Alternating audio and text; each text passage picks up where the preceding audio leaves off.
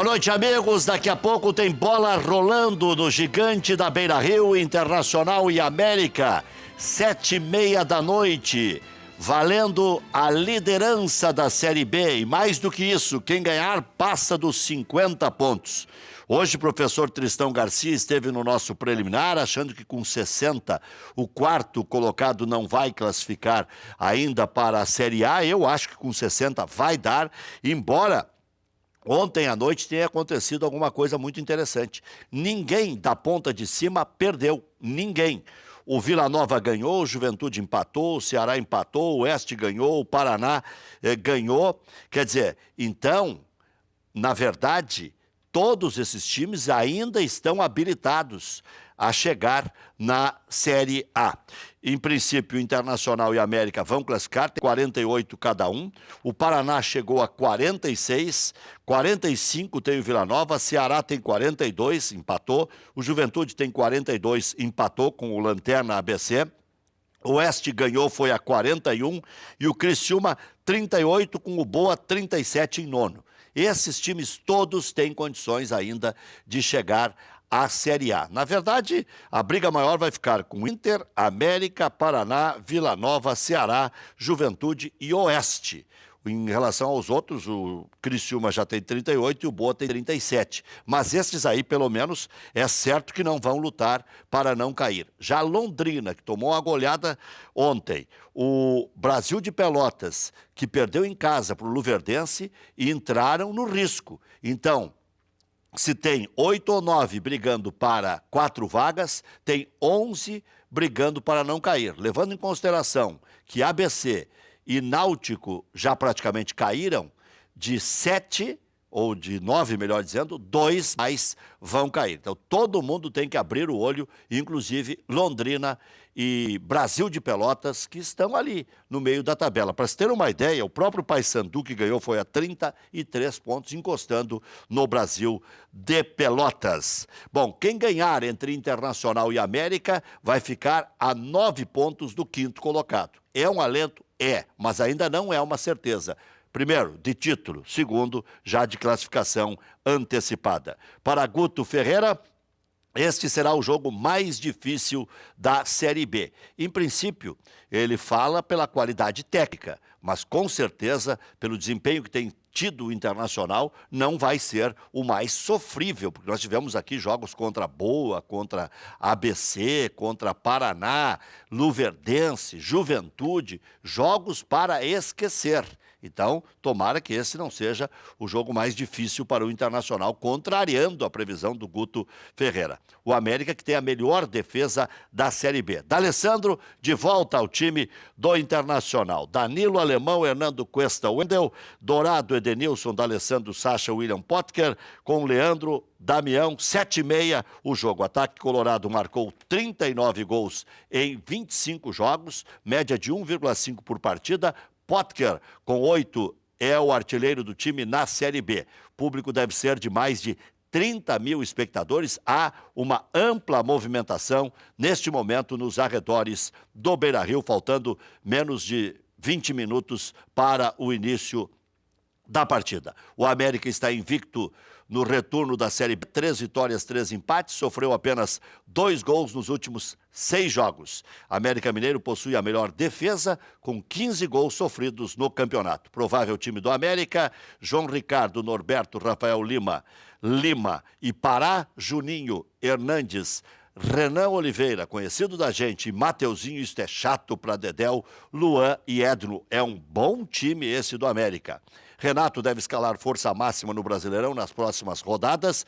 Christian, um dos candidatos a substituir Michel, que está suspenso. Tricolor somou apenas 4 pontos no retorno do Brasileirão. Daqui a pouco, 9h45, tem decisão da Copa do Brasil. Torcida do Grêmio torcendo pelo Flamengo, até algumas brincadeiras na internet dizendo: lembra, Flamengo, 2009, agora chegou a hora de nos devolver, porque se o Cruzeiro ganhar, vai igualar-se ao Grêmio no número de conquistas de Copa do Brasil, 5, o Grêmio tem 5 e o Flamengo tem 3. Se o Flamengo ganhar, vai a 4, encosta no Cruzeiro, que tem 4 e se ganhar a partida do Cruzeiro, vai a 5 conquistas de Copa do Brasil. Se houver um novo empate, cobranças dos tiros livres da marca penal.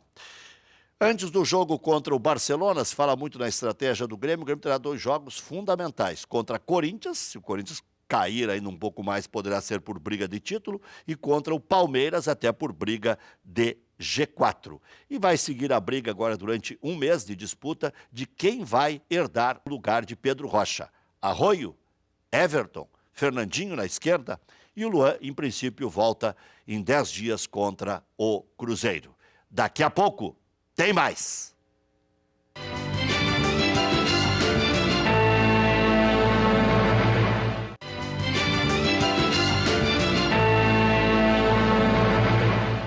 Boa noite, amigo. Boa noite, amigo. Já dei boa noite, 2 vezes boa noite, não dá. Boa noite aos amigos que chegaram agora, que eu não cumprimentei ainda. Pronto, deu uma remendada legal aqui.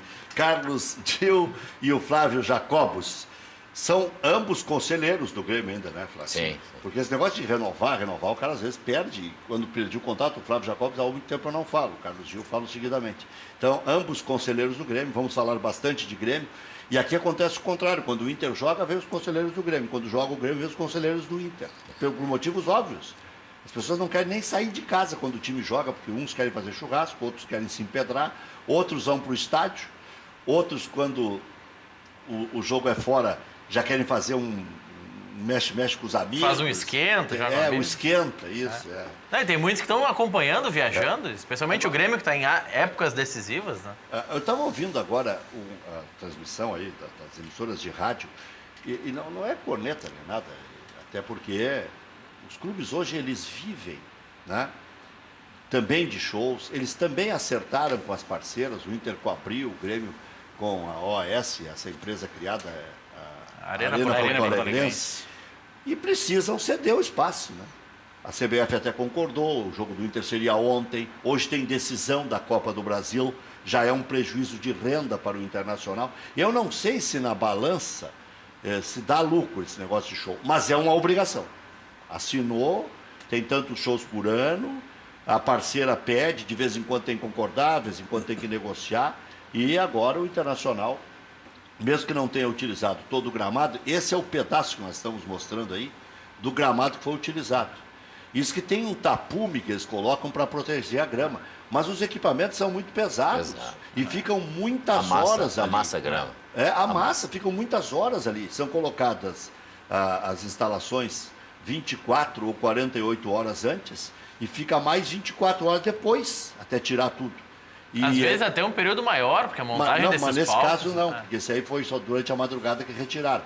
Não, eu digo para montar o palco, porque demanda muito tempo, teste de som. Montar é mais rápido. E foram 2 shows na sequência, né, Rec? Terça-feira passada teve um show também do Bon Jovi. E tem o risco de ter um terceiro show hoje do Coelho, né? Bom, aí já entramos na parte mais interessante, que é falar de futebol. E da parte da flauta também, que mantém o futebol. Mas o que eu achei estranho é que os próprios integrantes da comissão técnica do Internacional se queixaram. O Pavan, preparador de goleiros, que já alertou o goleiro. O Odair Helman, auxiliar do Guto Ferreira, aliás, da comissão permanente, sobrou o Odair Helman, né? Porque o Inter demitiu o João Goulart, preparador físico. Eu entendo que eles não reclamaram abertamente, não está igual a antes. Agora, se a gente pegar a média da Série B, não tem que falar nada, não precisa falar nenhuma frase. Isso aí a gente tira de letra, no próximo jogo já vai estar bom. Uma competição de 38 rodadas, onde pelo menos 15 delas são em gramados desse tipo aí. Eu vi um jogo Inter e Santa Cruz que foi uma vergonha. Internacional e Londrina foi uma vergonha. Não, desse tipo não, muito pior. Muito pior. Boa noite, o senhor vai bem, seu Jacobs? Eu vou muito bem, Jack. Muito obrigado pelo convite. Eu estava dizendo para ti fora do ar. Eu estava dizendo para ti fora do ar. Quando eu olho para o Flávio Jacobs, eu lembro do Lauro Quadros. Quando eu olho para o Lauro Quadros, eu lembro do Flávio Jacobs. E ambos têm um vozeirão. Só que o Lauro tá mais velhinho, né? O Lauro tá mais velhinho. Não muito, mas o Lauro já está um pouco adiante que eu, mas é que eu O Lauro gostaria... está com 7,9. Não, 7,8. Eu gostaria de ter 10% do talento do Lauro Quadros, porque daí eu estaria aí no teu lugar até. Olha, gente, brincadeiraço. Lauro Quadros, que amanhã estará gravando conosco um programa que nós vamos apresentar na sexta. Será um programa de comemoração de 38 anos. E lá vamos receber o Lauro Quadros. Eu estou tentando um contato com o Belmonte. Ô, Belmonte, atende o telefone, tu é pão duro, mas no caso aí do WhatsApp não paga nada. Então atende o telefone, pô. Para aí. Queremos convidar o João Carlos Belmonte. Tentei a tarde toda, não consegui falar com o Belmonte. Vou levar meu antigo diretor lá, Dr. Carlos Ribeiro, que foi diretor da TV Guaíba há muitos anos. Né? Até porque os mais antigos ainda já se foram, infelizmente, que é a família Caldas, né? Júnior, E que até tive o prazer de trabalhar. Eu sou da época do Breno Caldas. Hein? Trabalhei lá na Guaíba com o Breno Caldas saindo. Né? E vou levar o nosso atual diretor aqui da UBRA, o nosso diretor Walter, que amanhã a gente vai fazer esse congraçamento, né? Todo aí, tem direção do Grêmio, direção do Internacional, ex-atletas, os convidados de sempre do Cadeira Cativa, obviamente do período mais recente, que mudou o formato. Mas o Cadeira Cativa, ontem eu disse aqui, nesses 38 anos, nunca saiu do ar. No ínterim, explico de novo, porque o público se renova, entre TV Guaíba e TV Record, para eu não deixar sair do ar, até porque eu tinha comprado a marca do Edgar Schmidt, e não foi um valor baixo, um valor interessante, eu disse, vou ter que valorizar essa marca, não posso tirar do ar. Levei imediatamente para a Rádio Guaíba. Então, na mesma hora, no mesmo dia, às segundas-feiras, às 9 da noite, ia ao ar, né? No mesmo momento em que a TV Record comprava, ia ao ar na Rádio Guaíba. E assim que eu saí do balanço geral, que eu apresentava na TV Record, eu fazia na Rádio Guaíba, concomitantemente ao balanço geral, eu trabalhava de dia na TV Record, e de noite fazia, na segunda-feira, o Cadeira Cativa. Quando o Cadeira Cativa foi para a TV Ubra, ele continuou um tempo ainda na Rádio Guaíba e logo depois saiu. Aí passou a ser diário na TV Ubra. O Cadeira Cativa era uma vez por semana, e agora é diário, das 19 às 23. Eu frequentei o Cadeira Cativa nos anos 80, quando eu era dirigente do Grêmio. Frequentei várias vezes. Com Armindo Ranzolin, com Lauro Quadros, Belmonte e Edgar Schmidt. E teve, se eu não me engano... Depois o Lazier. Lazier Martins. Sim, Lazier Martins, Antônio Augusto, Hilton Lomba. Todos foram apresentadores do... Grande colorado, Lazier Martins. Uma vez, inclusive, tivemos uma discussão no ar. Sim, mas ele não se entregava.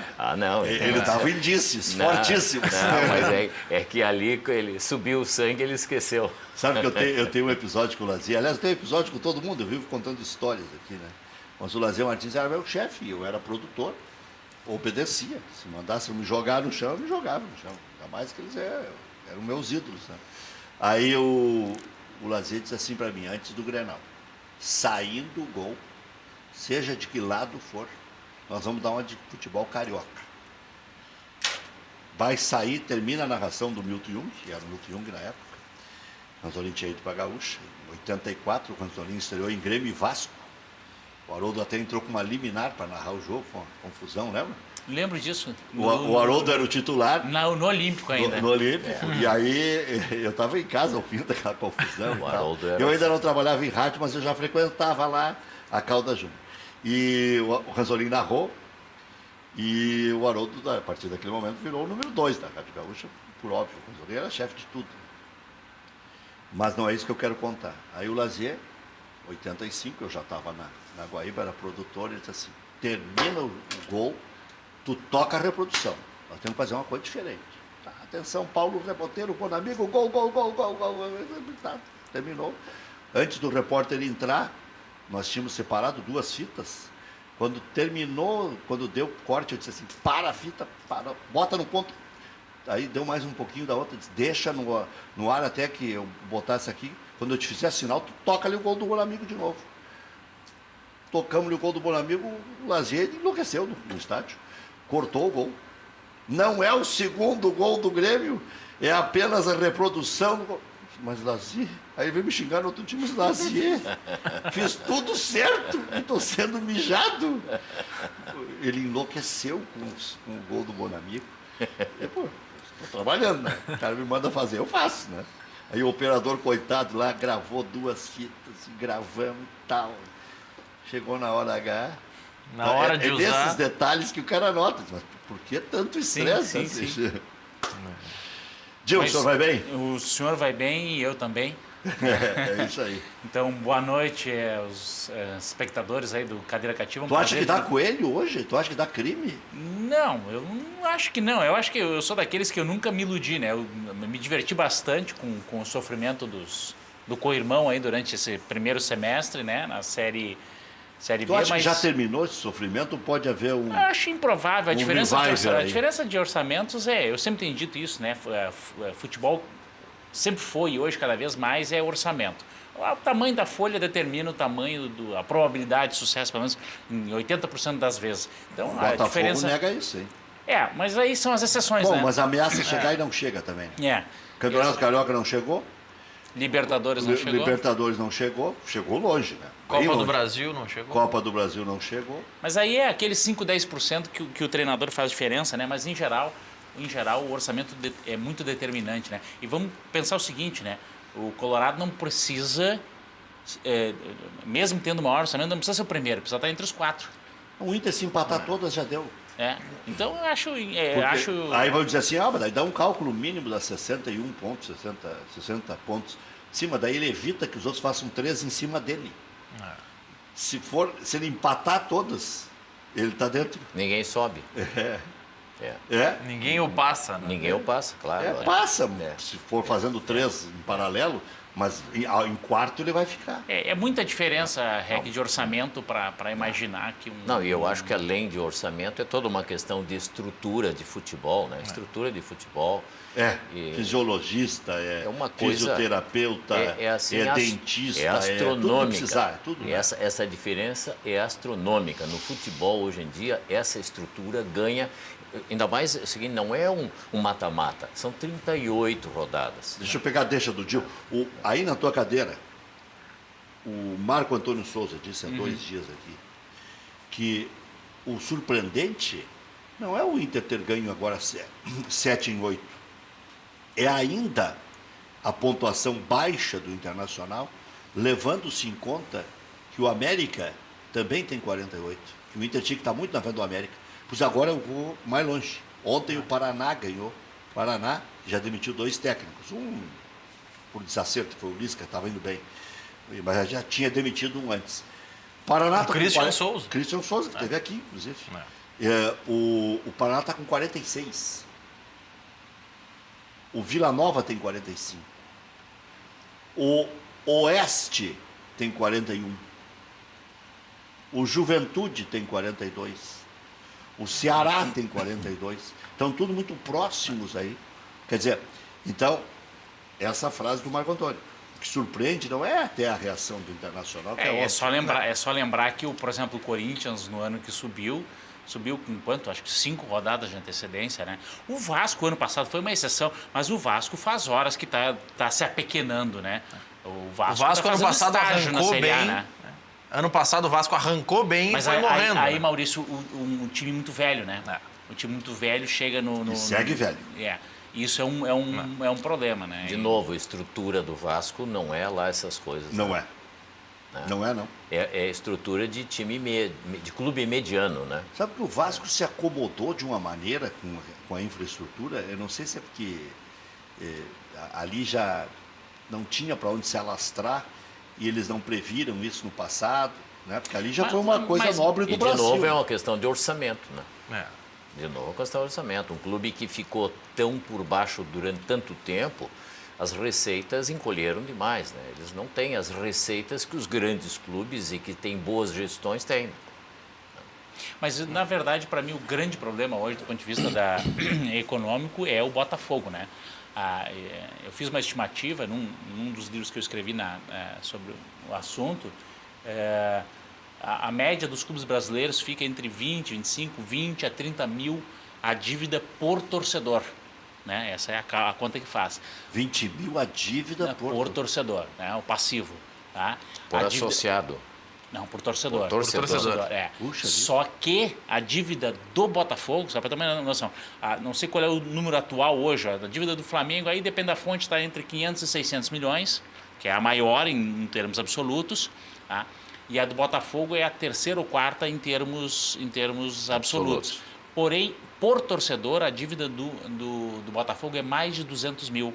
Porque a estimativa é que o Botafogo tem entre 2 e 3 milhões de torcedores, né? Então, a dívida do Botafogo é absolutamente impagável. Mas esse cálculo é sensacional, né? É.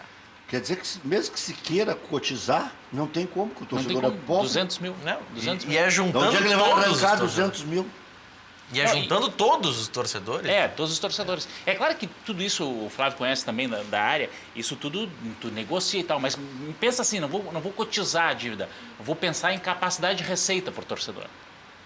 Né? Uma coisa é tu tirar 20 mil do cara ao longo de um determinado tempo. Até porque os patrocínios que os clubes recebem estão muito em função São- do número de torcedores Sim, que eles claro.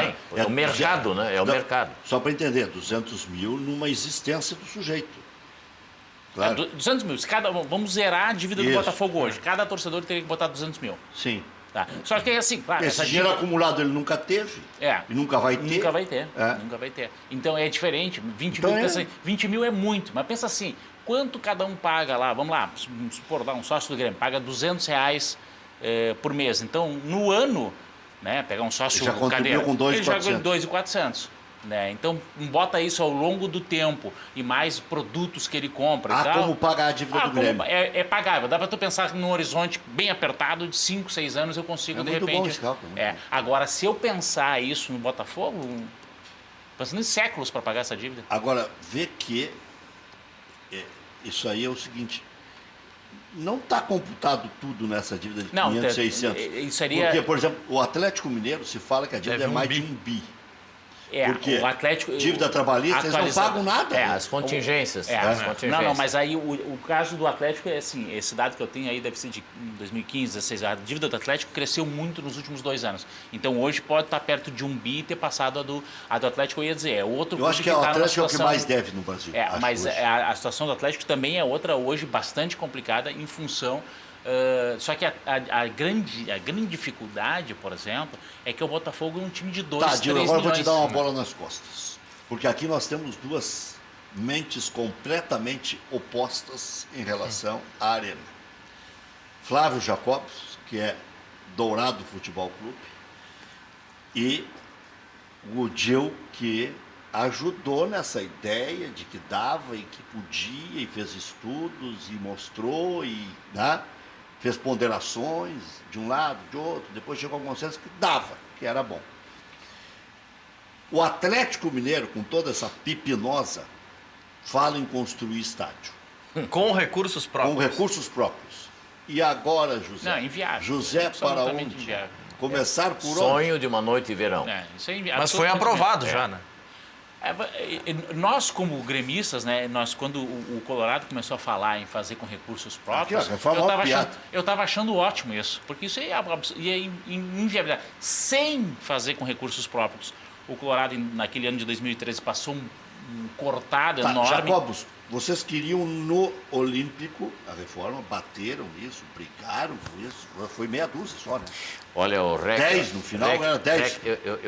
Era um canivete. Obrigado pela oportunidade. É uma boa pergunta. Se tu me deres uns minutos, eu posso fazer uma Tá, mas e resenha, ali um vocês resumo. queriam fazer como? Não, o que acontece?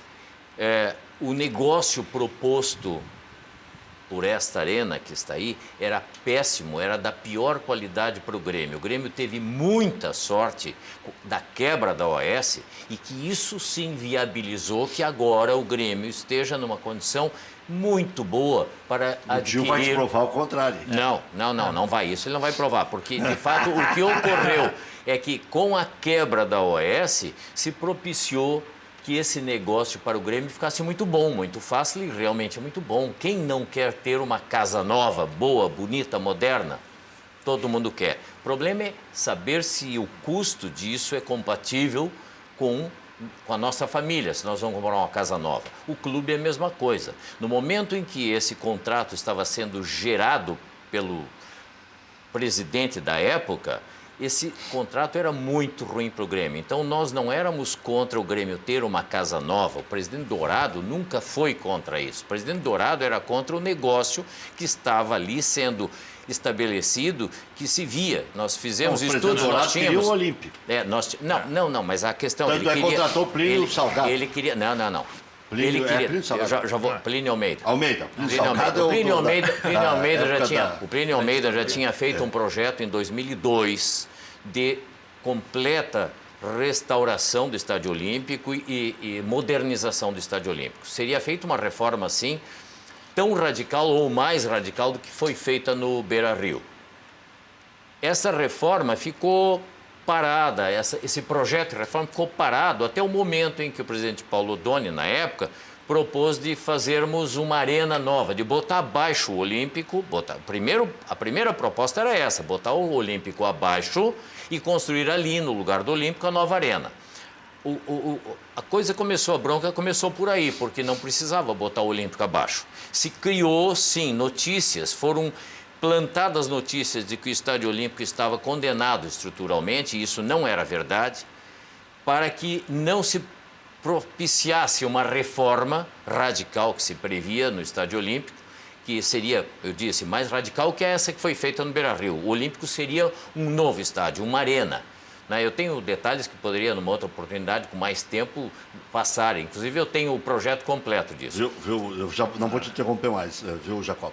Eu tenho uma notícia que é uma doideira, mas só vou dar com detalhes quando eu tiver alguma coisa razoável. Senão, eu vou virar um moleque aí, que hoje em dia os caras chutam tudo, vomitam no microfone e fica por isso mesmo. Depois não tem como se garantir, e eu não quero me incomodar. Mas quando eu tiver alguma luz de que tem anexo isso, eu vou divulgar ou não. Daqui a pouco vai se esvair, porque isso é tão piada. Eu achei piada quando me passaram. Mas se tiver alguma possibilidade, alguma coisa, eu vou dizer. Mas desculpe, Jacob, não tem nada a ver com a tua conversa.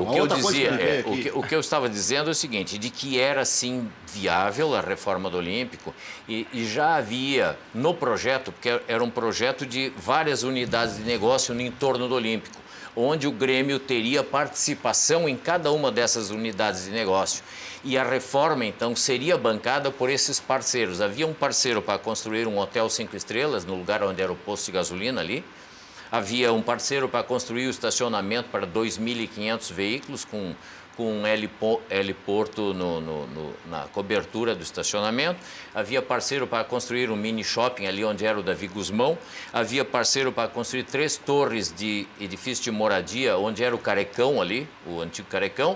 Com índices autorizados. De aumento. Havia potencial construtivo. Potencial construtivo muito grande. Então, havia 5 parcerias, inclusive, para construir 2 torres ali onde eram as piscinas, seriam construídas 2 torres de comerciais, de salas comerciais. Bem, esse projeto era um projeto muito grande, muito complexo, que o Dr. Plínio Almeida trabalhou vários anos em cima dele. O Dr. Plínio Almeida, para quem não sabe, é um dos maiores arquitetos urbanistas do Rio Grande do Sul. Ele foi responsável não só pelo projeto original do Estádio Olímpico, mas ele foi responsável depois pelas reformas do Estádio Olímpico, onde se implantou os camarotes do Estádio Olímpico, onde se fez a cobertura. O Estádio Olímpico foi o estádio mais moderno da América quando aqueles camarotes foram implementados, porque só havia camarotes iguais no Estádio Azteca do México.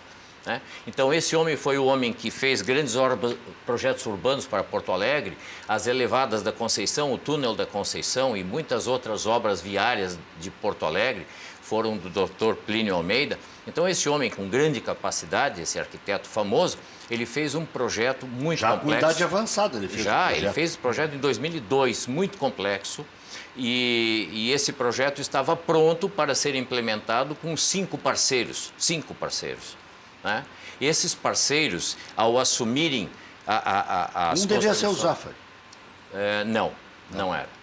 Esses 5 parceiros que, na época, estavam dispostos a assumirem essas unidades de negócio no entorno do estádio, iriam, com a aquisição dessas áreas para suas unidades de negócio, iriam financiar toda a reforma do Estádio Olímpico. Quer dizer, o Grêmio não iria tirar dinheiro do bolso, até porque não tinha dinheiro para tirar do bolso, mas o Grêmio iria ter a oportunidade de ter um novo estádio realmente novo, sem ficar devendo nada, absolutamente nada.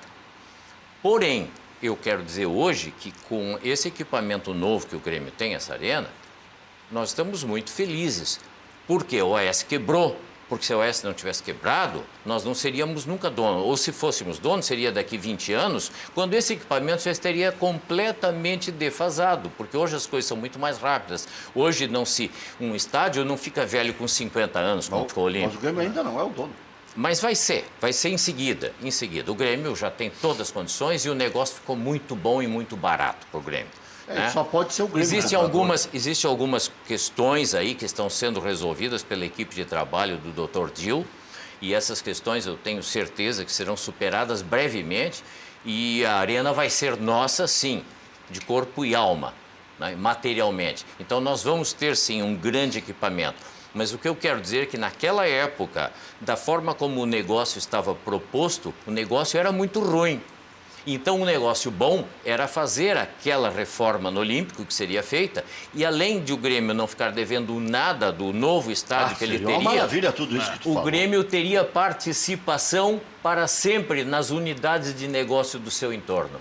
Era essa a proposta que nós estávamos tentando implementar naquela época. Mas não foi possível nem sequer expor isso ao Conselho Deliberativo, porque na época o presidente não permitia sequer que se falasse desse assunto, porque ele, com a capacidade que ele tem de retórica, de oratória, ele ia todos os meios e tinha muito espaço na mídia e convenceu o Rio Grande do Sul inteiro de que o Grêmio ia fazer o negócio da China, trocando o Estádio Olímpico pela Arena. Pura e simplesmente, entregava uma chave e pegava outra. Isso era um sonho de uma noite de verão, que felizmente vai dar certo por linhas tortas. Por isso que ele não gostava de mim, porque eu fiz contraponto com ele do primeiro ao último dia. Internacional está jogando, gramado prejudicado, vocês já assistiram aí. Já vamos falar do público presente com o Maurício Freitas. O Inter está jogando com Danilo Fernandes, Alemão, Hernando Cuesta e Wendel, Dourado, Potker, Edenilson, D'Alessandro, Sacha, com Leandro Damião na frente. O América com João Ricardo, Norberto, Rafael Lima e Pará, Hernandes, Juninho, Renan Oliveira, Mateuzinho e Luan, com o Edno na frente. É um time veterano? Mas é um time enjoado esse do América. Esse Edno, esse Renan Oliveira, são jogadores que sabem jogar. E o jogo começou às 7h30.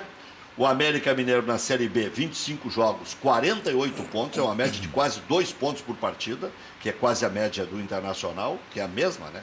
Estou dizendo, o aproveitamento só perde nos critérios. 13 vitórias, 9 empates, 3 derrotas, 31 gols a favor, 16 gols contra, 64% de aproveitamento. O Inter na B, os mesmos 25 jogos, os mesmos 48 pontos, 14 vitórias, uma a mais, 6 empates, 5 derrotas, 39 gols pró, 18 gols contra, aproveitamento de 64%. 9h45 tem decisão da Copa do Brasil, qualquer empate, pênaltis. Na Série B, já falei, tem Internacional e América, os outros jogos foram todos ontem.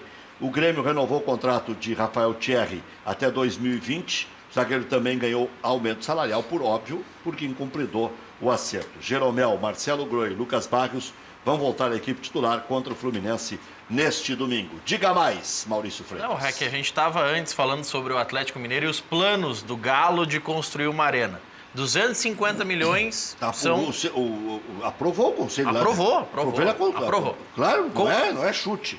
Eles aprovaram essa loucura aí. A loucura é a seguinte, 250... Galoucura.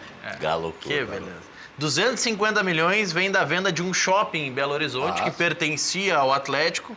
Não, vai que eles querem vender camarote a 1 milhão também. Calma. Vamos aproveitar e cobrar a conta do Vitor. É uma boa hora. Já venderam o shopping. Filhos da mãe. Vamos aproveitar e cobrar a conta do Victor, que até hoje eles não pagaram. Eu amanhã vou falar com o Nestor Rain lá na festa, o Lamac, e vou dizer, para aí agora, vocês têm que penhorar aquele troço. Vocês já venderam o shopping, tem que pegar agora. Venderam o shopping. 250 milhões, o pagamento é um tanto quanto parcelado, mas... O Grêmio está atento. Tá vendido. É pedalado. 60 milhões, negociação dos naming rights do estádio. Já foram negociados com a MRV. que é patrocinadora do clube. É uma das maiores É construtoras uma das do maiores. Brasil. E que vai fazer parte da obra também. Constrói Então, barato em todo o Brasil, inclusive aqui no Rio Grande do Sul. 100 milhões das vendas de cadeiras cativas. Já venderam o naming rights. Já tá tudo acertado. 60 milhões. 60 milhões. 100 milhões em vendas de cadeiras cativas. Sendo que o banco patrocinador do Atlético garante a compra de 60% dos lugares. Nisso se chega aos 410 milhões, que é o Mas sabe por orçamento que inicial. acontece isso? Isso é igual folha de pagamento. Tá? O banco te dá alguns privilégios desde que a tua folha saia por lá. É. Então, esse negócio do banco, tu sabe como é que funciona. Vai ficar amarrado. Vai ficar amarrado. E o que mais? É isso. Esse é o orçamento inicial para fazer a obra, Mas 410 então dá para milhões. fazer com os recursos próprios, vocês ficam falando que não dá? A diferença é que o Inter, quando queria fazer com recursos próprios, não tinha esses 250 do shopping. No Internacional queria vender camarotes, 100 camarotes a 1 milhão cada um. É. Vendeu 3. Eu queria vender os eucaliptos, venderam por 20 milhões, que iam 28. vender por... Não, vender por 8. essa é a diferença. O Inter vendeu os eucaliptos por 28, o Atlético vendeu o shopping por 250 milhões. É uma pequena diferença. Agora aqui, ó, estão dizendo aqui, eu falei antes que tinha 2 gremistas aqui, o Sidney de Canoas que tem 4, tem 3.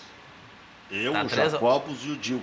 Eu sou do cruzeirista. Atlético do Não, Paraná. eu sou cruzeirista. Gurizinho do Petralha. Sou cruzeirista, aliás, o Cruzeiro ganhou hoje do Grêmio, 3-2, pela Copa Paulo Pé do Santana. Petralha, então.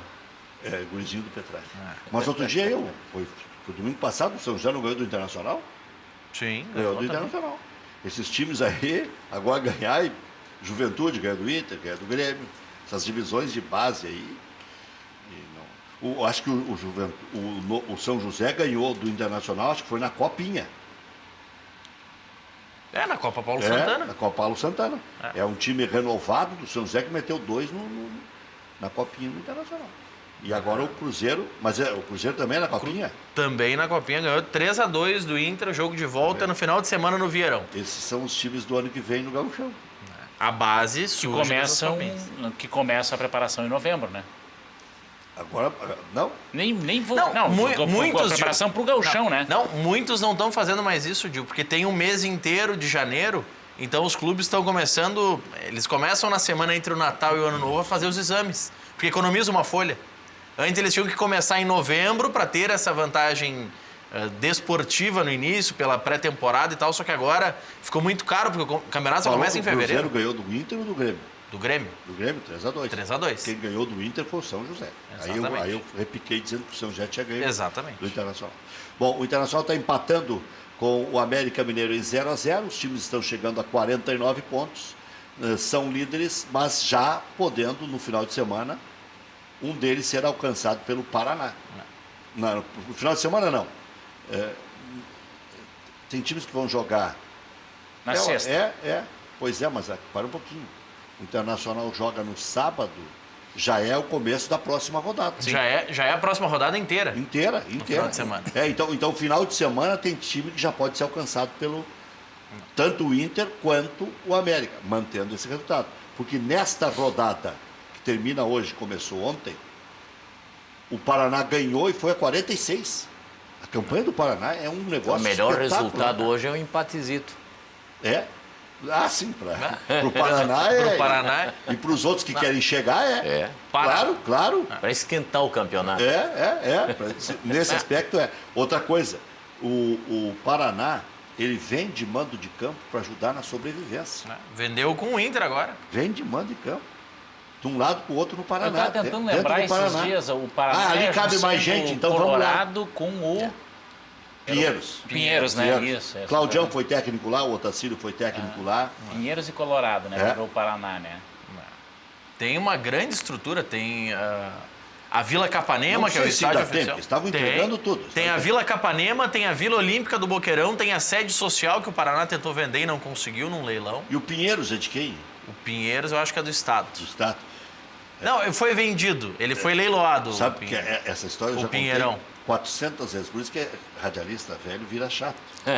Tem muita história para O contar. cara, quando Ocupa o tempo contando história. O cara, quando abre a boca, o cara diz, eu já ouvi essa história 30 vezes, o moleque vai contar de novo. Não é possível.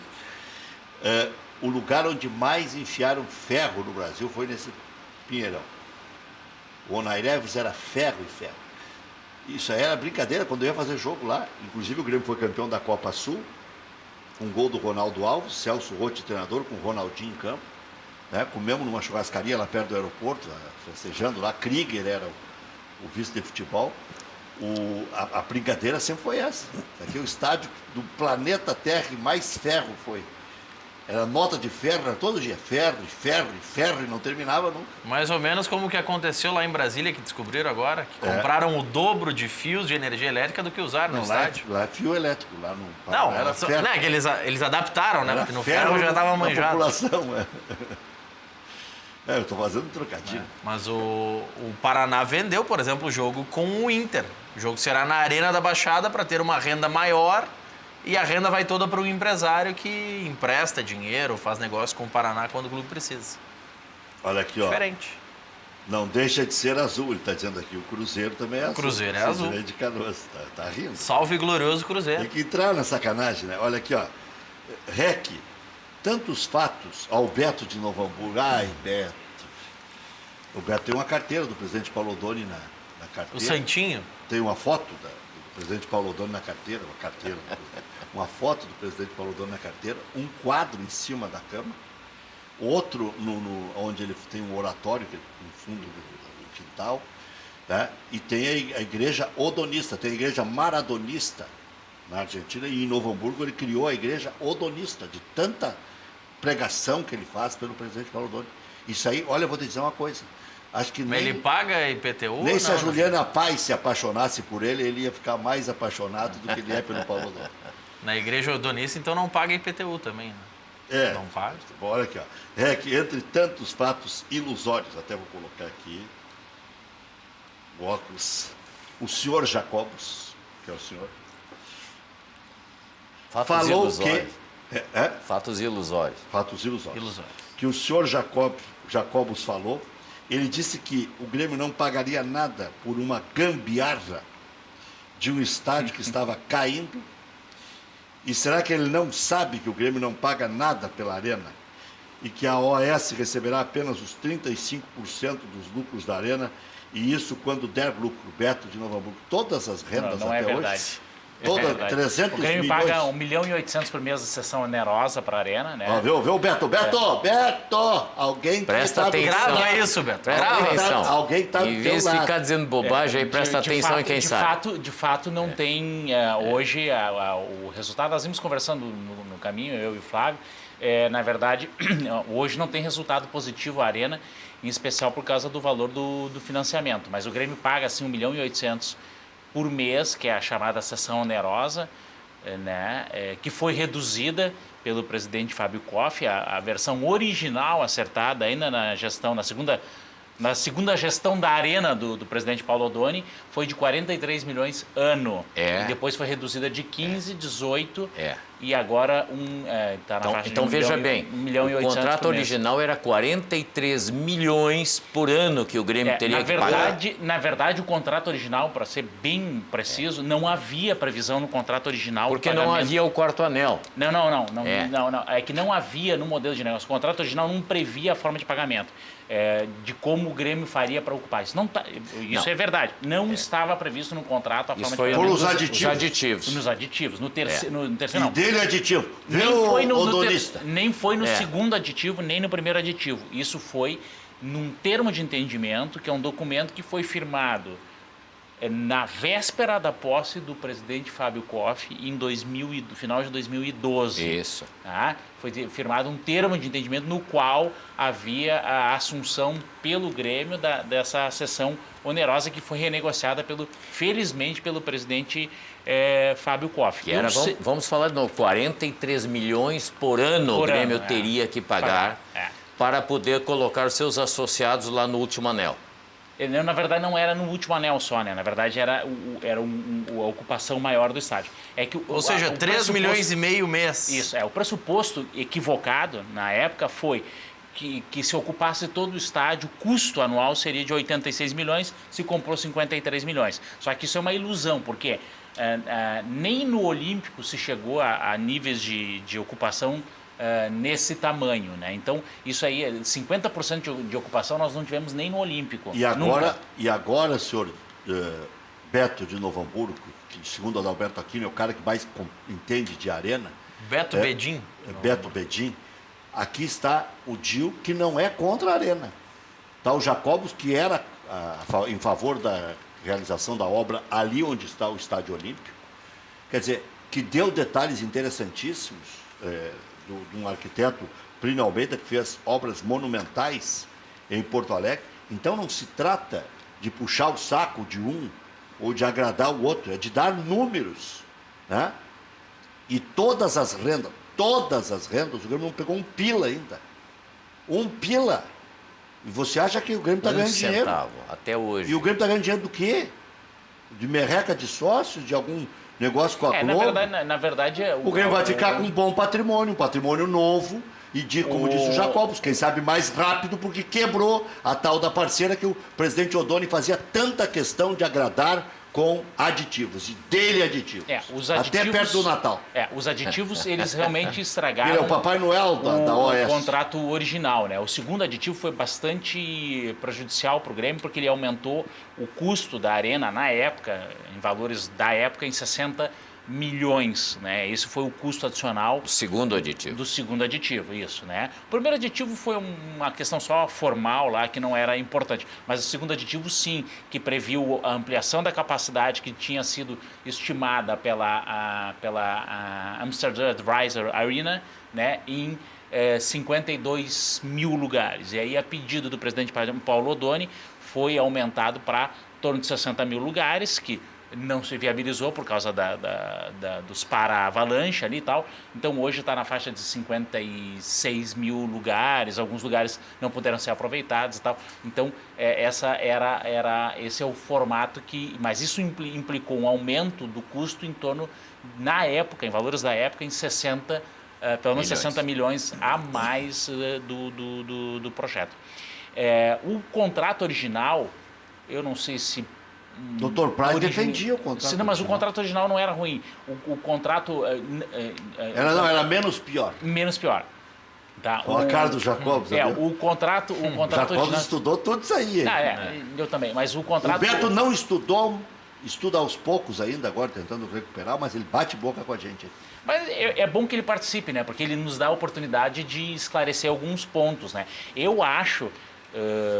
e aí, sem querer, eu acho que a proposta do Flávio, do Dr. Dourado, que é uma pessoa que todos nós aprendemos a respeitar e é um gremista que faz falta para o Grêmio, né?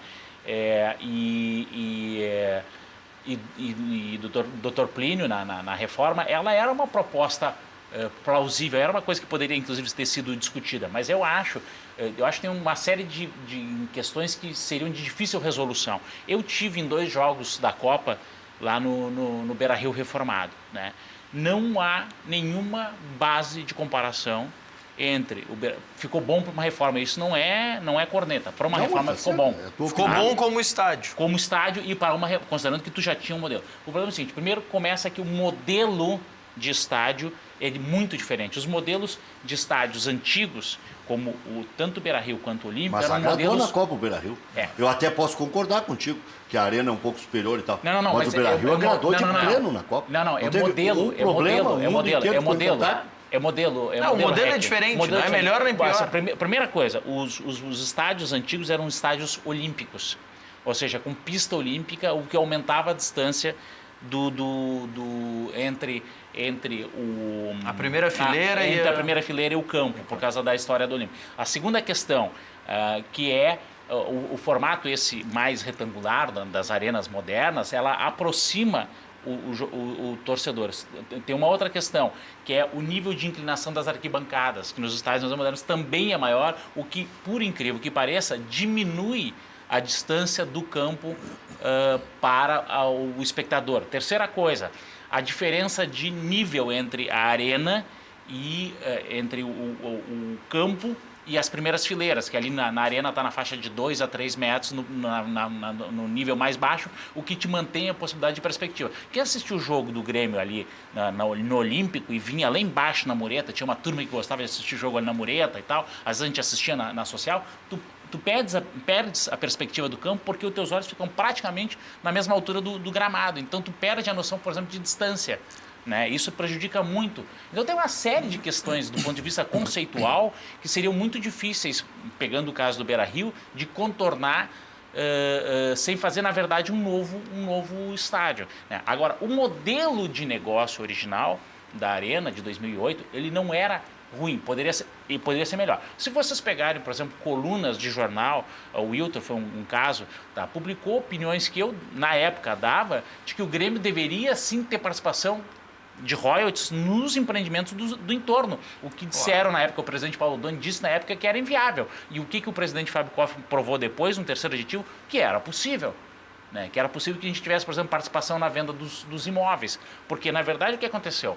A OAS usou a marca do Grêmio para fazer um bairro. O grande negócio, que muita gente se iludiu em relação a isso, é que o objetivo da OAS fosse operar a Arena. Nunca associei, na época eu não era teu amigo ainda. Nunca foi. Mas me lembro dessas colunas. Nunca foi o objetivo da OAS a gestão da Arena, porque o pequeno... a estimativa que eu era fiz fazer apartamento para vender. A estimativa que eu fiz na época é que o total do investimento era... Na época o Wilton me perguntou ainda, né? Qual é o total do investimento? Ou seja, a OAS foi sanguessuga. Sim, claro, porque o total do investimento ali, a minha estimativa era que chegava em torno de 10 bi. A Arena, com tudo, não representava, era 600 ou 700 milhões, ou seja, ela representava 7% do valor. E tinha gente discutindo o valor do Olímpico. 40 milhões em 10 bi é 4%. Quer dizer, então, na verdade, nunca foi o objetivo da OAS operar a Arena, não queria ganhar dinheiro com a Arena. A Arena era uma forma de trazer o Grêmio para viabilizar o investimento. Ali, sim, tanto no Maitá, no bairro Liberdade, quanto na área do Olímpico. Olha, em 10 bi é 0,4%. De novo? Não, 40 milhões seriam 4%. 4% do... Ele era o valor do Olímpico era na verdade, cortina de fumaça. 40 milhões? 0,4. Em 1 bi é 4%. 10 bi? Em 10 bi, 5. É 0,4. 10 bi é 0,4. Olha aqui, de novo o Beto Bedin, que não é mais o Beto. Só quero esclarecer uma coisa sobre o que o Dil acabou de falar aqui, um detalhe de projeto, que eu acho que, até porque ele não tem conhecimento do projeto que se esperava do Olímpico, haveria de ser feito um rebaixamento de 2 metros no gramado do Olímpico, seria rebaixado 2 metros o gramado do Olímpico, para propiciar o aumento das arquibancadas então iria se perder a pista olímpica, não haveria mais a pista olímpica na reforma essa prevista. Sim. E então essas arquibancadas avançariam 11 degraus. Mais ou menos o que aconteceu no Beira-Rio, isso também teve essa adequação. Só que aí o que acontece, por exemplo, eu fui no Beira-Rio. Foi rebaixado. Não, foi rebaixado na verdade, fora rebaixamento para a segunda divisão. Não. A única coisa é que foi rebaixado o primeiro rebaixamento foi o estádio. Não, o campo não foi rebaixado. Foi rebaixado 1 metro. Eles não rebaixaram mais porque encontraram o lençol freático. Mas claro, está na beira do rio. Está na beira do rio. 1 metro foi o máximo de rebaixado. O que conseguiram rebaixar. Foi 1 metro. Mas não deu 1 metro, não. Deu 1 metro de rebaixamento. E não era o presidente Pífero. Quer dizer, o primeiro que rebaixou o Beira-Rio foi então o presidente... Foi o Luigi. Giovani. Foi o Luigi que... Mas o projeto era do Pífero. O projeto era Ele começou a desmontar Aliás, o Beira-Rio. essa é uma briga interna deles, porque o Pífero, né? E nós torcíamos para que o Pífero levasse adiante o projeto. A ideia do Pífero na época era recursos próprios. Mas ele continua construindo. O só gastou agora 18 milhões em obras, não se sabe onde. 9 milhões adiantado em cash, né? Pelo menos é o que dizem, sabe, né? Não se sabe quais são as obras. O Inter gosta de obras. E sabe que naqueles cafés da manhã com o presidente, eu batia a boca com ele e com o Emílio. Eles me perguntavam assim no café, mas tu só fala em obras. Eu disse, o futuro pode ser que me dê razão. O futuro chegou. Mas esse é o problema. Então, por exemplo, uma coisa que é difícil de resolver nesse modelo do Beira-Rio, por exemplo, as áreas de circulação elas ficaram embaixo das arquibancadas. Então, para quem tem problema com claustrofobia, por exemplo, andar naqueles túneis dentro do Beira-Rio é um problema. Tu tens que subir. Mas se o cara está te assistindo, ele não vai mais no Beira-Rio. Não vai mais. Ele não enxerga o jogo sentado. Não, eu acho, para quem pouco, assistia jogo antes do Beira-Rio, está melhor agora, não tem dúvida disso. Mas é que são conceitos diferentes. Não tem como comparar os conceitos. E dessa questão que o Dil falou de imóveis, eu não recordo bem o valor que foi vendido inicialmente. Foram vendidos inicialmente os apartamentos ao lado da Arena. Mas Na faixa de 200 e poucos mil cada um. 200 e poucos mil. A média do bairro era 120, 130. Então, em cada imóvel, tu ganhou 70, 80 mil. Só na valorização por ter a arena próxima. Não foi só lá no Pinheirão que meteram ferro, aqui também meteram no Grêmio. Bom, Na olha aqui, ó. verdade, 6 mil quilômetros de estacas foram colocados ali. Porque a área ela é pantanosa ali, Ele é né? Então, arredondada. é. Olha aqui, ó. REC, sessão onerosa, é para sócios entrarem no estádio. Mas o Grêmio recebe 57 milhões de quadro social. E quando no Olímpico recebia 22 milhões e baixou de 41.800 para 18 milhões e abriu mão do valor fixo de 10 milhões e assumiu em 50% a dívida da Arena. Sim, é verdade. Senão não ia sobreviver. Sim, mas é que o que não estava dito no contrato de 2008, a primeira vez que eu tive acesso a esse contrato foi logo no início da gestão Duda, porque a gente ficou, eu estava trabalhando a convite do Irani lá na diretoria de finanças, e a gente foi estudar o contrato, eu olhei aquilo em modelo de negócio e disse, para mim estava evidente, e ninguém falava publicamente isso, mas para mim estava evidente que haveria um aumento dos valores das mensalidades, porque esse era o modelo implícito para financiamento dessa ocupação, isso era implícito. Então, quando foram majorados naquela época em torno de 60%, os valores das mensalidades, o objetivo era viabilizar o pagamento da sessão onerosa, porque não estava previsto no contrato original como é que o Grêmio iria adquirir os bilhetes, é isso que não estava previsto. Não estava previsto como o sócio entraria na Não arena. como sócio que entraria. E muita gente, por ingenuidade, eu acho que, vou ser condescendente, mas eu acho que a maioria, por ingenuidade, achou que bastaria construir e as pessoas iam entrar como entravam no Olímpico. Né? E na verdade não foi isso que aconteceu. E óbvio que isso não era. Porque a pergunta sempre que alguém faria é: então de onde que veio o dinheiro para construir? Como é que nós vamos pagar essa dívida? Vai pagar com alguma coisa? Sim, mas era meio óbvio que tu não ia pagar com a área do Olímpico, a área do Maitá e mais a construção. Né? Então não tinha essa possibilidade. Né? E na época, inclusive, uma discussão que ficou vamos construir no Olímpico, na área do Olímpico, na Azenha ou no Maitá. Tá? Tem as questões ambientais. Não, digo, as questões de nostalgia e tal, etc. Tinha uma questão prática que foi discutida na época, é importante lembrar que olha, se construir no Olímpico tem que... A proposta original lá da Odebrecht, não era da OAS, era destruir o Olímpico, a gente julgaria um ano talvez no Eldorado e aí construiria. Essa era uma possibilidade. Muita gente ficou com medo da empresa quebrar no meio e tal, e ficar... Olha o que aconteceu com o Colorado. Né? E a outra questão que era importante do ponto de vista da mudança da Azenha para o Olímpico, para o Maitá, é que, do ponto de vista de logística, essa região do Maitá, onde está a arena, é a melhor região do estado, do ponto de vista logístico, em termos de acesso, de tanto de entrada quanto de saída. Nós temos um problema do entorno, isso é uma outra questão, que aí, né, vamos lembrar que a prefeitura abriu mão das obras compensatórias de forma equivocada, tanto é que o Ministério Público depois o Ministério Público acabou acionando a prefeitura. Eu quis cortar vocês há mais ou menos um minuto, né? Edenilson 1-0. Edenilson 1-0 para o Internacional. Não quis cortar porque estava tão bom o A raciocínio. explicação é boa. Até porque o assunto aqui não é de segunda divisão, nós estamos falando. O assunto... diríamos que isso seria esse caso que o Maurício trouxe é um assunto secundário, digamos. Agora, se o Internacional já está chegando a 51 pontos, para mim falta só 9 para o Internacional. Eu acho que com 60, até pelo entre-devoramento, que não vai sair desses 6 ou 7. Hoje ainda estava o Tristão aqui ao meio-dia, fiz esse cálculo, disse, não, acho que não. Então, não vai dar para comemorar quando chegar nos 60. Mas finalmente vai ser, lá no final, vai ser suficiente com 60. E a pergunta que não quer calar, eles preferem ser campeões ou não? Claro que todo mundo quer ser campeão. Isso aí, por mais que diga que não, no final quer gritar, é campeão. Quem é que vai disputar um campeonato e não quer ser campeão? Eu acabei de lembrar aqui da Copa Sul Minas, de quem fez o gol, onde foi, entendeu? Quer dizer, até campeonato IP Bolinha eu quero ganhar. Mas outra, já está jogando mesmo. Está jogando, não adianta. Não tem como apagar a história. O doutor Aquino dizia assim, eu vou acreditar quando eu ver uma súmula da segunda divisão. A primeira foi Inter e Londrina. Teve súmula. Olha aqui, boa noite a todos. Será que o presidente Paulo Odoni terá coragem de voltar à presidência do Grêmio? Algum dia ele afundou o tricolor e tal. Betinho, ele já foi presidente do Grêmio 10 anos. Só que faltava ele querer ser mais tempo ainda. Pelo amor de Deus. Já chega, né? Isso é muito sacrifício já para a torcida do Grêmio. Né? Se depender da campanha do Beto lá de Novo Hamburgo, ele fica 40 anos. Os dirigentes são iguais, gastam mais do que arrecadam, estão sempre no vermelho, tranquilamente administrariam os clubes gastando 30% a menos.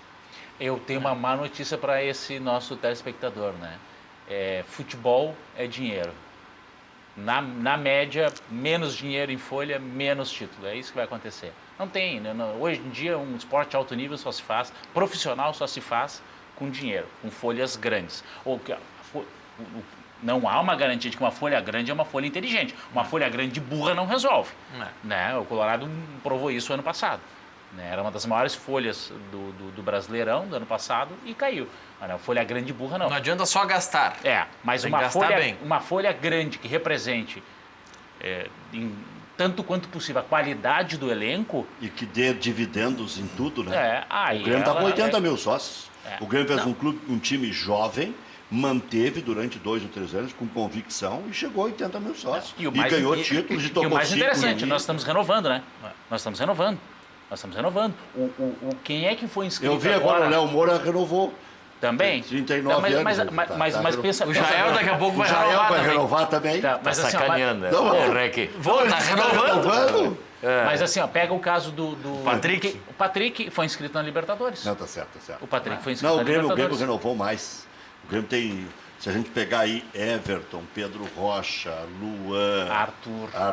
E não se pode comparar o investimento... Tá bem. E se a gente pegar assim, se a gente pegar o Léo Moura, tá? Léo Moura e Edilson, nós temos na lateral direita. Nós temos alguém que veio de baixo, na lateral direita, que se firmou? Não. O Leonardo, eu gostaria de ver mais vezes, tá? Eu ainda não tenho uma... O Raul dizem que é pequeno, dizem que é desinteressado, dizem que é incompleto. Eu conversei com o Dr. Saul esses dias e ele disse que o Leonardo, tem, pelos números, pela avaliação deles, tem potencial. Daqui a pouco pesa a camisa, pesa o jogo, pode não confirmar. A gente, quando é um garoto, a gente não sabe. A falta de ritmo também. A falta de ritmo a gente não pode afirmar definitivamente. Mas onde é que o Grêmio fez renovações ou trouxe gente mais velha? Onde não achou alguém na base suficiente ainda. Né? Mas em outros lugares, quem é que nós trouxemos de fora agora para o meio? Trouxemos o Christian porque o Michael se machucou. Mas o resto está entrando quem? O Caio, o Machado, o Patrick, o Arthur. Veio o Michel, mas veio jovem. Veio com 26 anos e o Michel, aliás, a gente fica se perguntando, para quem estuda futebol, onde é que estava esse Michel, né? Onde ele estava se escondendo. Onde é que estava se escondendo. Não, mas até eu quero dizer que nas primeiras apresentações dele no Grêmio, ele deixou muito a desejar. O próprio Cortez, né? Não foi bem nas primeiras também. Hoje não tem dúvida de quem é o titular da lateral esquerda. O Cortez já se sabia, já se conhecia o Cortez do início da carreira dele. Sabia que ele tinha muito futebol. Em algum lugar ele já tinha jogado bem. Ele já tinha jogado muito bem. Agora o Michel não. O Michel nunca tinha aparecido no futebol. E o Michel estava no Guarani de Palhoça. 26 anos, né? 26 passou pelo Camboriú.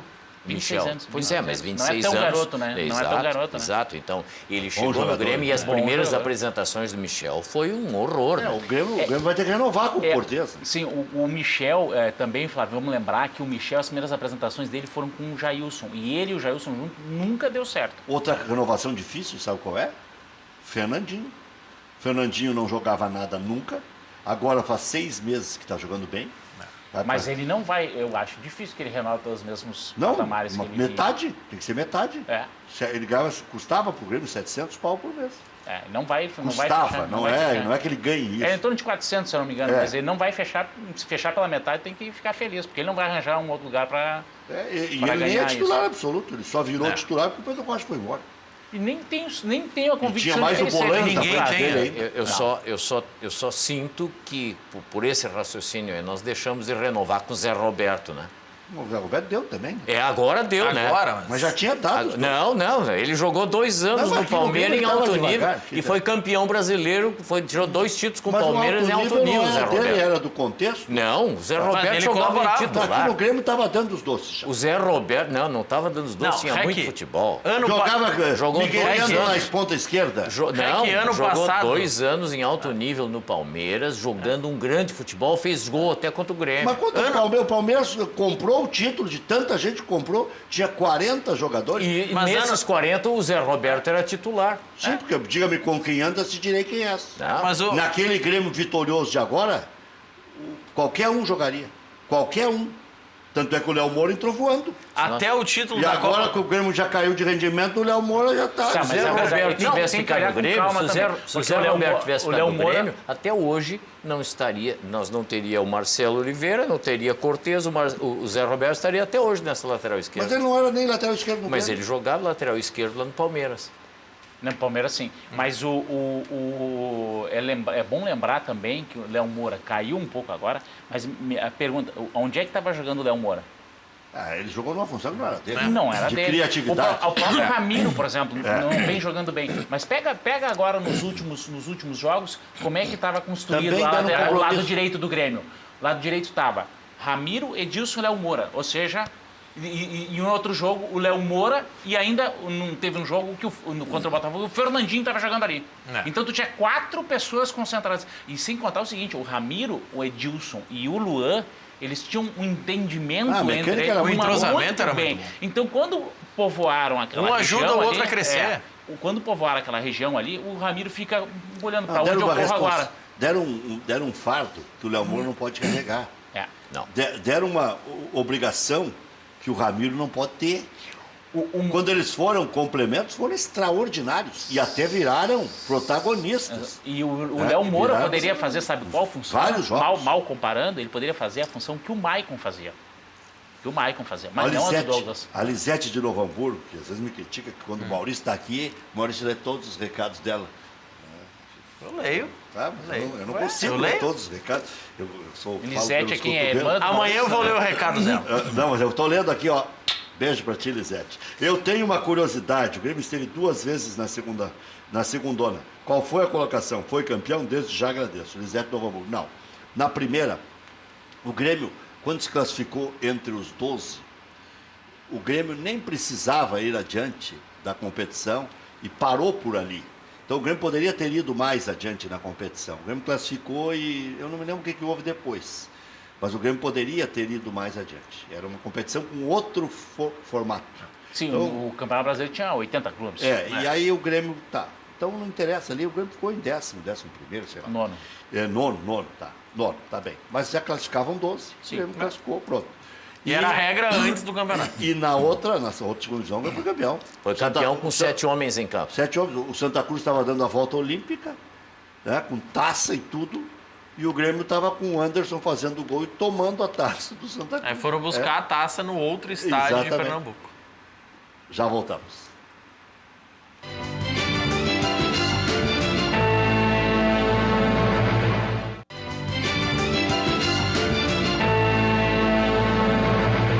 Vou deixar uma pergunta para responder daqui a pouco o Gil e o Jacobos. Rec, pergunta para os conselheiros quando o Grêmio vai mudar a capacidade da arquibancada norte. Os bombeiros fizeram uma confusão e jogamos uma Libertadores sem torcedores naquele local. Agora os vermelhos querem retirar as cadeiras sem problemas nenhum. Depois somos paranoicos, diz o Adornes. Agora, para dar um adorno novo para a sua cozinha, está aqui.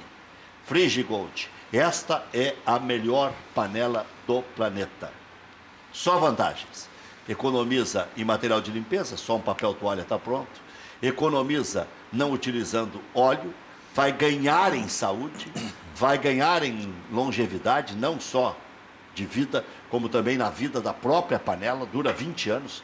Vai ganhar em garantia. Quem é que dá 2 anos de garantia numa panela? Aliás, as outras nem duram 2 anos, assim como guenzas, né? Todo, né? É aqui, vão descolorindo. Essa aqui é a panela garantida para você fazer o melhor alimento. E aí, além de tudo, pode pagar pedalado. Confira mais vantagens.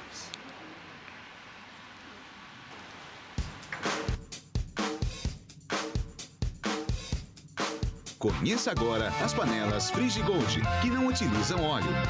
É isso mesmo, agora você faz carne, frango e peixe sem usar óleo. Além disso, você prepara também omelete, panqueca, tapioca e até as batatinhas sem nada de gordura. Veja, não é incrível? E o melhor melhor de tudo, os alimentos não grudam na panela, garantindo mais praticidade no preparo e na hora da limpeza. A Frigigold possui superfície antiaderente de titânio, que dispensa o uso de gordura, cuidando assim da sua saúde. Gostou? Então ligue agora para esse número que aparece no seu vídeo. Nós retornaremos a sua ligação com uma super promoção para a sua região.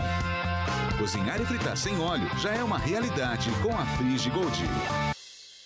4003-4220, vá ligando, a sua ligação fica aí, registrado, o pessoal lá, comandados pelo Luiz, o pessoal liga de volta e amanhã mesmo você já recebe a sua Frigigold. 40 minutos agora, aos 39, Luan empatou para o América, um gol bonito, mas a bola passou raspando a mão do Danilo. Eu quero ver melhor depois desse lance aí. O Danilo estava um pouco adiantado, é verdade, mas uma paulada do Luan, 1-1.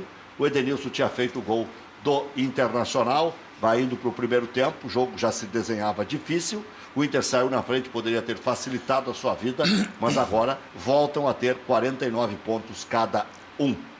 Empresa gaúcha com mais de 25 anos de atuação na Cidade Baixa, a Central de Imóveis chegou ao bairro Tristeza, principal centro comercial de lazer da região sul da capital.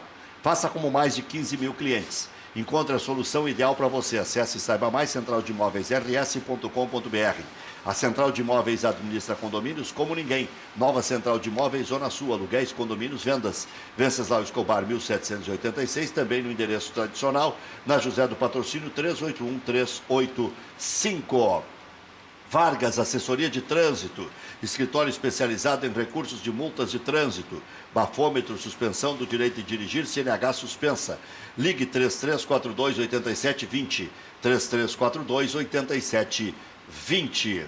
Cachorro Quente do R, o original, em frente ao Colégio Rosário, desde 1962, conquistando os clientes com nosso atendimento pessoal e o inigualável molho. Atende diariamente das 11 da manhã à meia-noite. Não tem franquias, não tem filiais. Cachorro Quente do R, o mais tradicional de Porto Alegre. Loja Intershop da Rodoviária, produtos licenciados do seu Clube do Coração. Em frente aos boxes de chegada dos ônibus, televendas 3225-2378. Películas automotivas de segurança. São películas de maior espessura e com adesivo especial. Protegem seu veículo contra furtos e estilhaçamentos por vandalismo. Transforma o vidro do seu carro em vidro de segurança. Disponíveis nas cores fumê e transparente. Aumente a resistência mecânica do seu vidro. Pague em 4 vezes. Insulfilme. Ligue agora e agende sua instalação. Insulfilme 30 21 23 23 ou WhatsApp 99969-2190. Fale com a Natália. Insulfilme. Rua Hoffman, 519, das 8h30 da manhã, às 18 horas, de segunda a sexta-feira. Desentupidora Rio Sul, desentope até pensamento, atendimento 24 horas, pode ligar agora, 3248-7809. O celular, 997736580. Acesse o site desentupidorariosul.com.br. Atendimento residencial para empresas, condomínios, frota própria. Desconto especial para quem disser que ouviu este anúncio aqui no Cadeira Cativa. Zago Radiadores, mais de 55 anos de credibilidade. Radiadores para linha leve e pesada. Farrapos 1295, esquina Hoffman.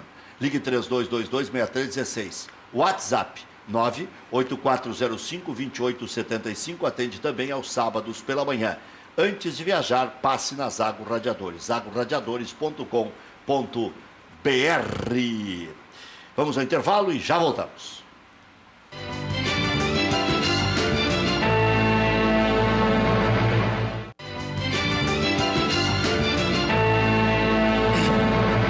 Estamos de volta, 1-1, final do primeiro tempo. O ataque é do América Mineiro, é um jogo perigoso para o Internacional, né? E esse resultado vai deixando ambos com a mesma pontuação, 49 pontos. O Internacional saiu na frente com Edenilson e Luan marcou nesse ataque que eu estava narrando aqui. Foi invalidado por impedimento o ataque do América. Então, final do primeiro tempo, está indo para o final, 1-1, Internacional e América Mineiro.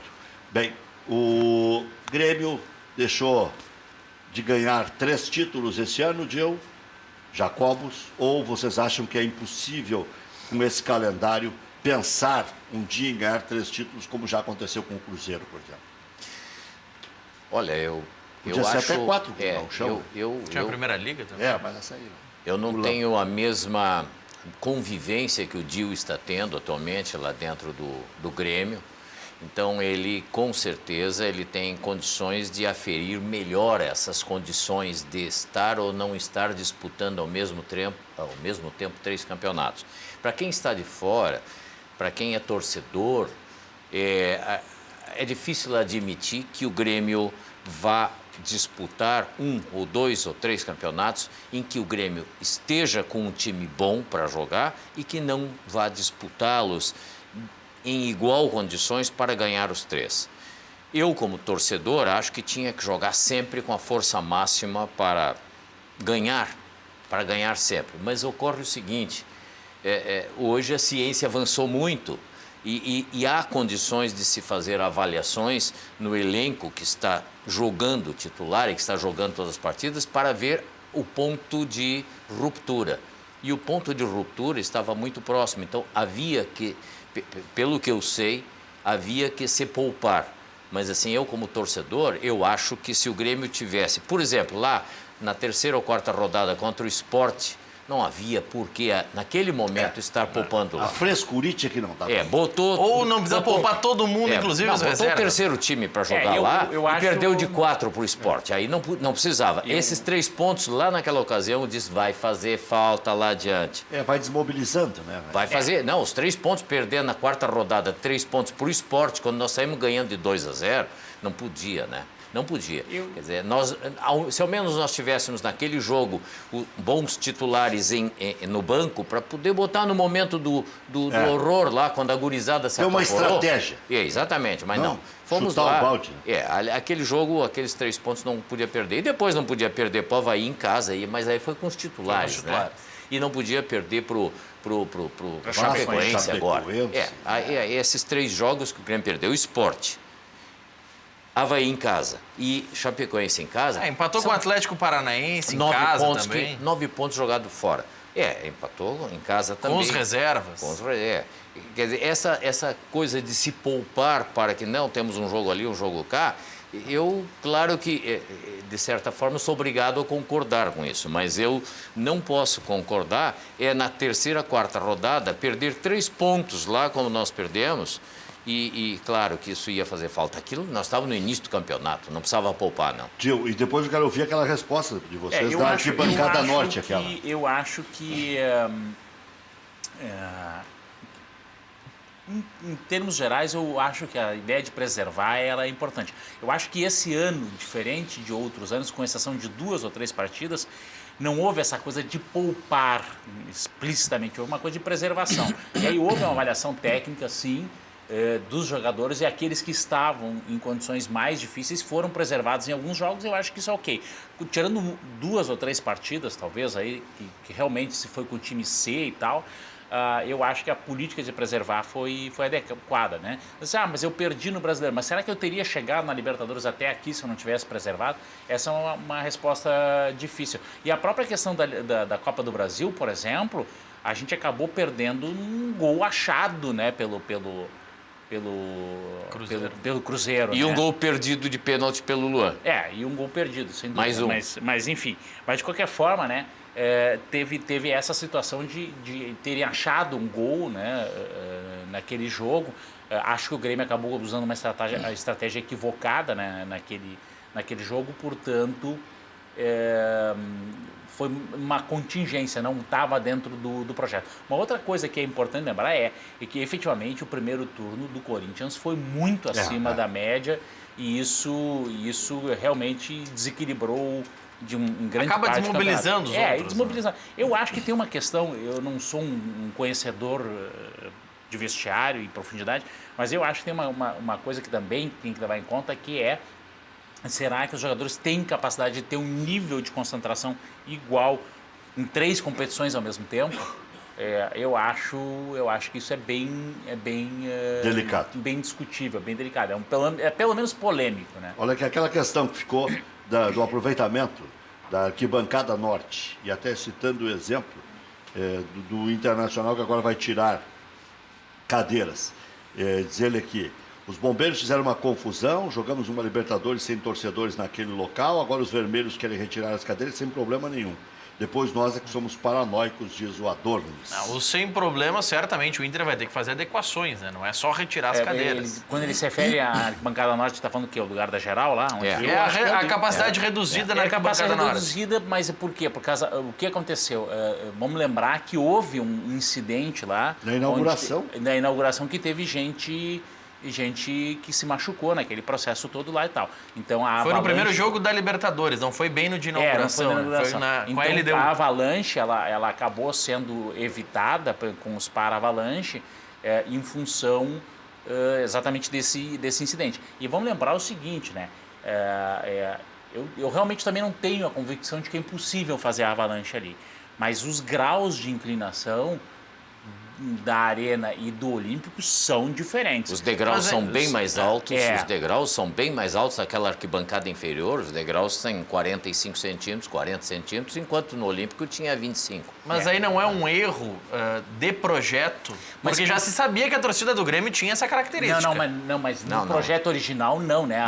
Foi adaptado, né? Na verdade, a avalanche foi adaptada. Porque no projeto original ali tinha uma previsão de cadeiras, de fato. E aí, quando veio essa ideia da avalanche, se retiraram as cadeiras, né? Então, na verdade, originalmente teria que ter sido feito um desenho diferente ali, né? Então, eu acho assim, eu não vou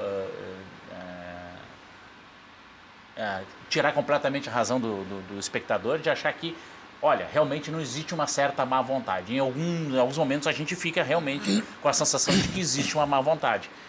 Mas eu acho um tema bastante polêmico. Eu não tenho conhecimento técnico suficiente para afirmar que isso seria plausível ali no formato que está. Talvez fosse possível fazer uma adaptação.